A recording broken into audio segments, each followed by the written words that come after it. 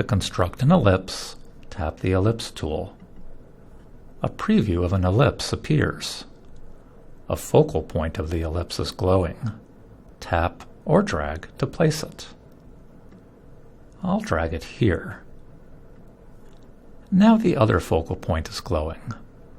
I'll tap to place it here. Finally, a point on the ellipse is glowing.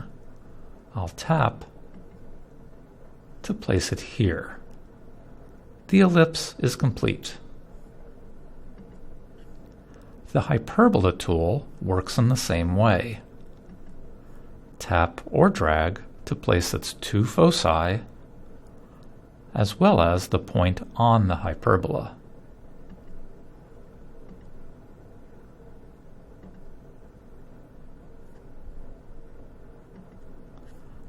For a parabola, tap to place its directrix and its focus.